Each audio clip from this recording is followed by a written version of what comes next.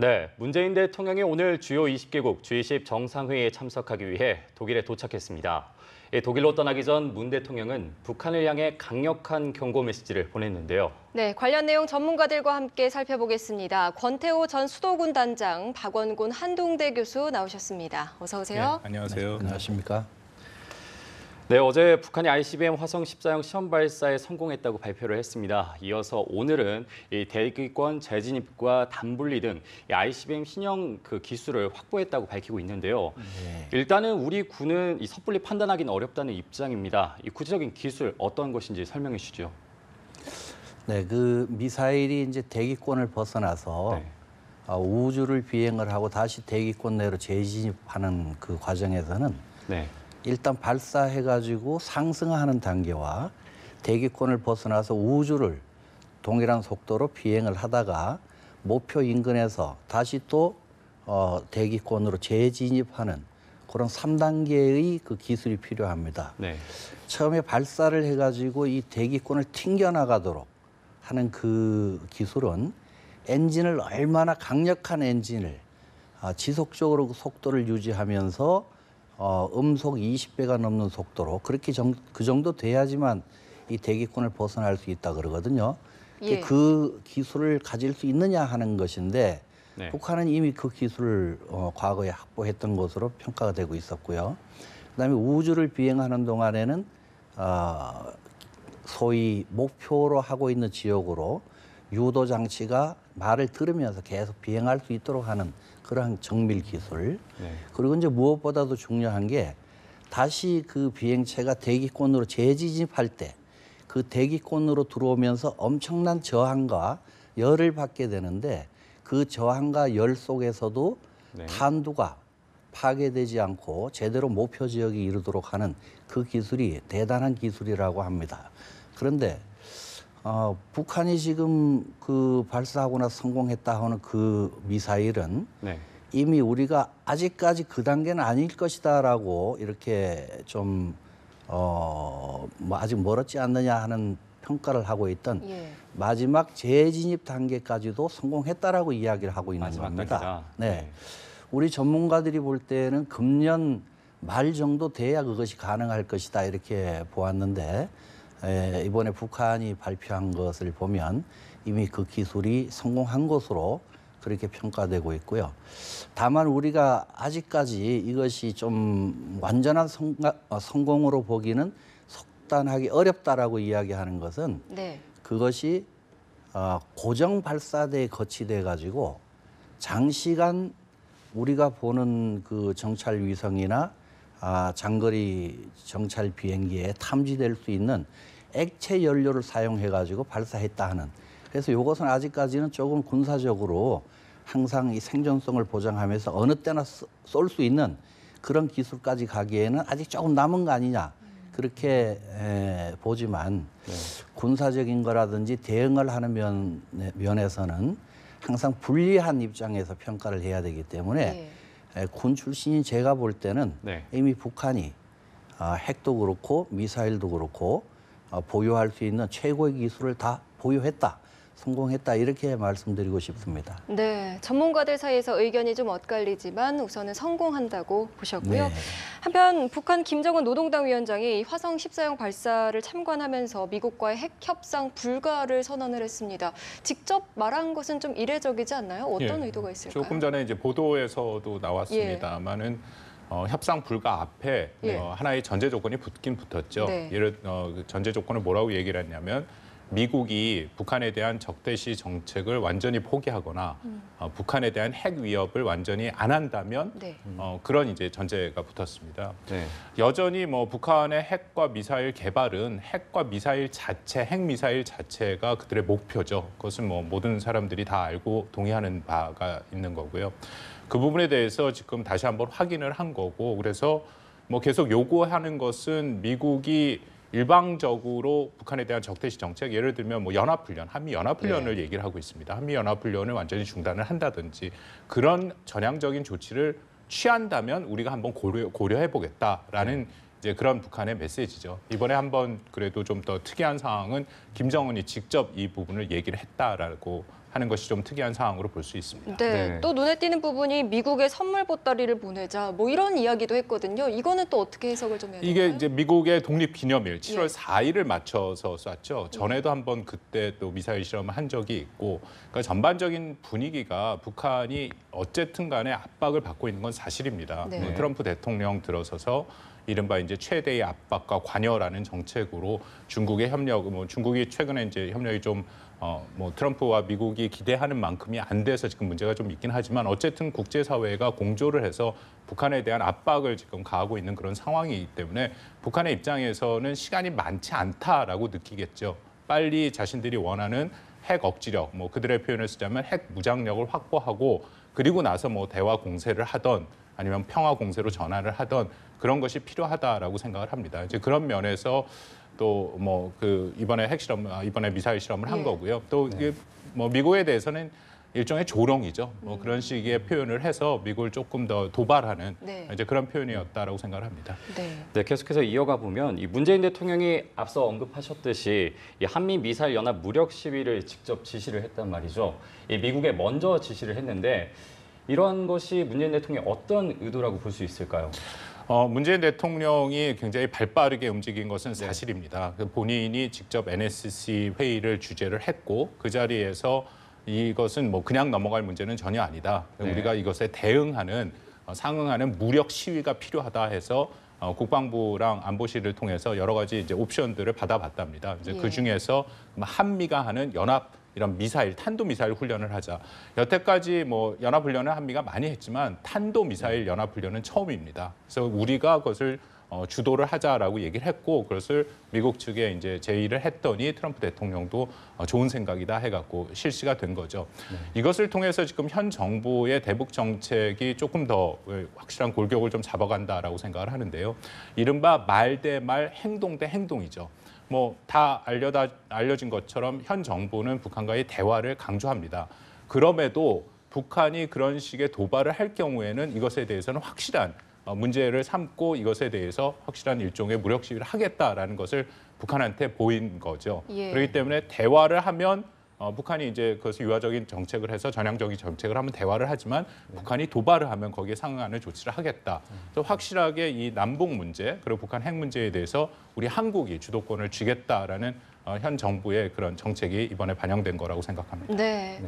아무래도 군에 몸을 담고 계셨으니까 오늘 그 뭐 평양을 가상 타격하는 장면 이런 거 좀 어떻게 보셨습니까? 네, 그 언론의 참수작전이라고 소개가 네. 됐습니다만은 그 사실 뭐 참수작전이라고 하는 그런 닉네임은 테러 집단이 그 사용하던 것을 가지고 이렇게 표현했는 실제 군사작전 명칭으로는 이렇게 쓰지 않는 이야기인데요. 우리가 군에서 사용을 할 때는 응징보복 같은 그런 용어를 사용을 합니다. 예.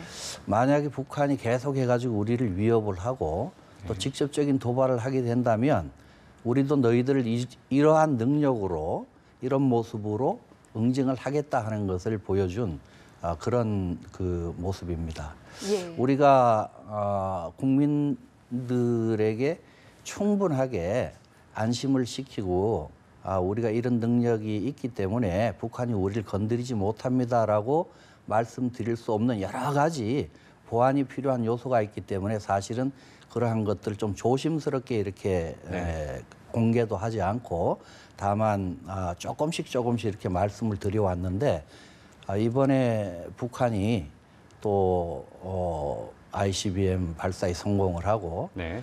또 그동안 국민들께서 조금 우려를 하고 있었습니다마는 대통령께서 아주 강하게 네. 북한의 도발에 직접 행동으로 각오하는 정말 다른 그런 그 아주 완강한 예. 그런 대응을 하시는 모습을 보면서 사실 공개를 하는 군 입장에서도 상당한 자신이 있었던 거죠. 그래서 국민 여러분들에게 안심을 드리고 우리 이런 능력이 있다 하는 걸 보여드리는 한편으로 또 북한도 니네들 계속 우리를 못 살게 굴거나 위협을 하게 된다면 너희도 이런 모습으로 응징받을 수 있다라고 하는 것을 갖다가 보여준 그런 사례입니다. 네, 알겠습니다.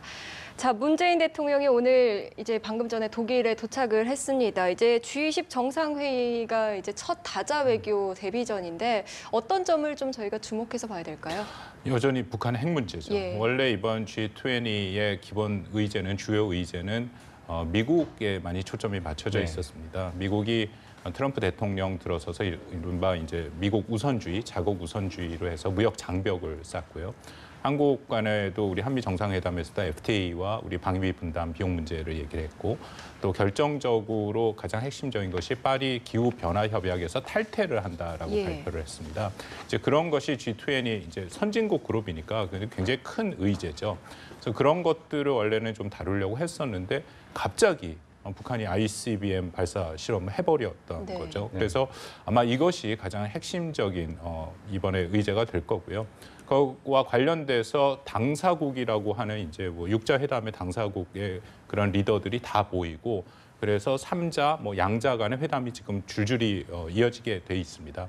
그래서 이런 아마 장에서 그 북한 핵 문제에 대해서 우리 한국 정부의 입장을 잘 설명을 하고 어떻게든지 문제를 해결하는 방향으로 의견을 모으는 것이 매우 중요하다고 생각합니다. 네.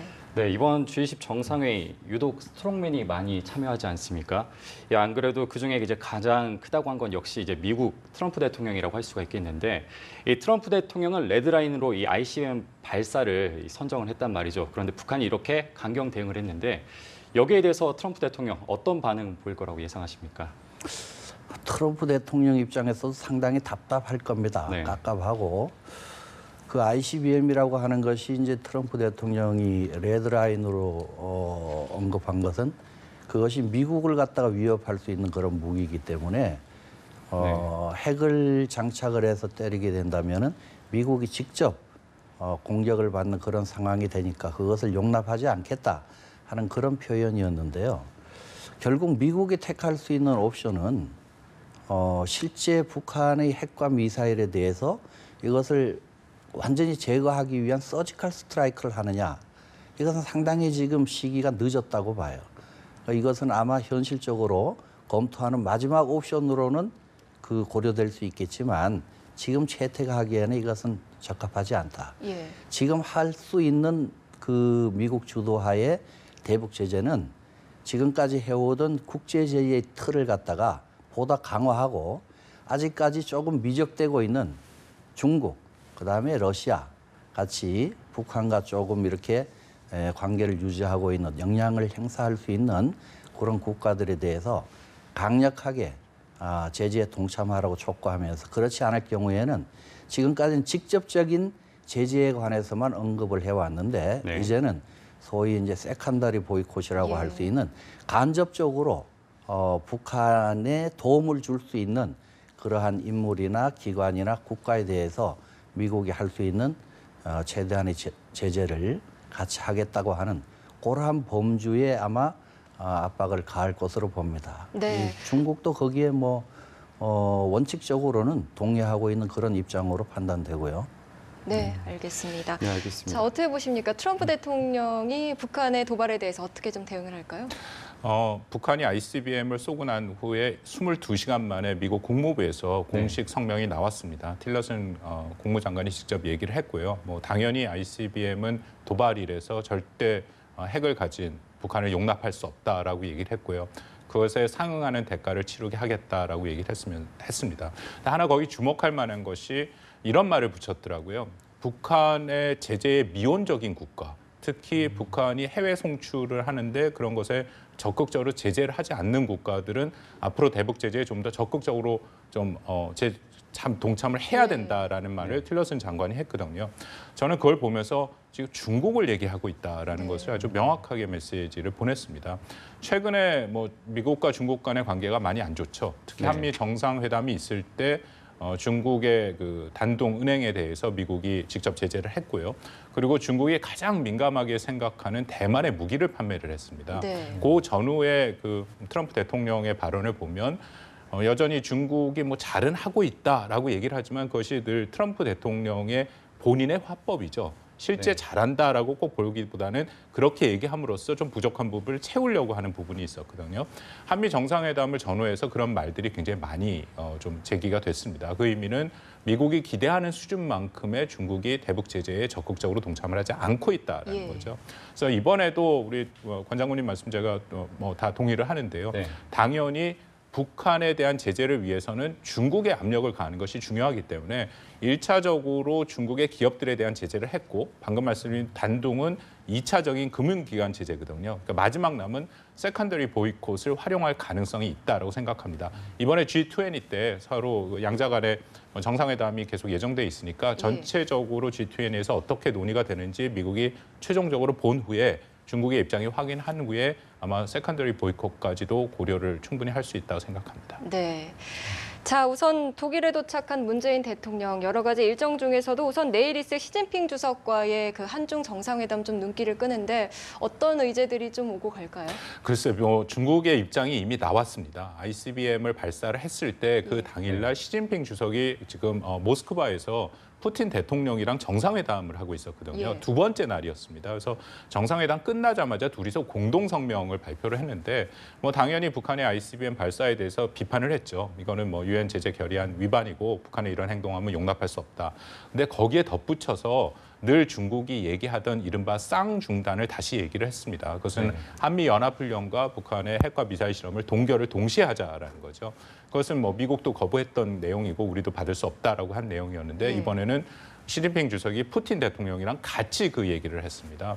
그리고 덧붙여서 사드 배치 용납할 수 없다라고 얘기를 했고요. 네. 그 입장이 바로 어저께 나온 입장이기 때문에 뭐 앞으로 우리 대통령 시진핑 주석과의 그런 정상회담이 예정돼 있는데 아마 같은 입장을 얘기를 할 겁니다. 여전히 뭐 제재보다는 대화를 해야 된다라는 것을 강조할 거고요. 그리고 사드 배치에 대해서도 문제 제기를 할 것이고요. 그런 부분에 대해서 이제 한국은 다른 서방의 G20에 이제 예. 보통 보면은 푸틴의 그 러시아와 시진핑의 중국이 네. 한 편이고 나머지가 이제 좀 다른 입장을 취하는데 미국을 비롯해서 서방 국가와 공조를 통해서 이 문제를 좀 해결하도록 방향을 잡는 것이 중요하다고 생각합니다. 네. 네, 이번 독일 방문 중에 또 이목을 끄는 것이 있습니다. 바로 퀘르버 재단 초청 연설이 있습니다. 이 문재인 대통령 한미 정상회담을 성공적으로 마무리하고 계속해서 북한과의 대화 재개에 초점을 두지 않습니까? 그런데 이번에 이렇게 북한이 미사일 도발로 이 수정문 연설 수정이 불가피하게 됐는데요. 어떻게 보십니까? 네, 아무래도 처음 준비하고자 했던 내용은 과거에 김대중 대통령이나 박근혜 대통령이 그 독일이라고 하는 평화 통일의 상징인 그런 국가 방문 시에 항상 이렇게 선언적으로 네. 표현했던 대북 정책이나 통일에 관련된 우리 우리 진로 이런 것들에 대한 제의들을 아마 준비를 하셨을 겁니다. 그런데 지금 갑자기 상황이 우리가 생각했던 것처럼 그렇게 북한이 대화의 창구에 나올 가능성도 없고 대화라 하는 것은 상대방이 들어줘야 대화가 되는데 계속해서 귀를 막고 마외의식의 그런 행동을 보이고 있기 때문에 이번에 준비하신 연설문이 상당히 많이 바뀔 것으로 그렇게 예측이 되고요. 만약에 바뀌게 된다면 결국 지금까지 말씀하시던 북한이 그 조건 없이 대화에 나와야 된다. 대화에 응해라.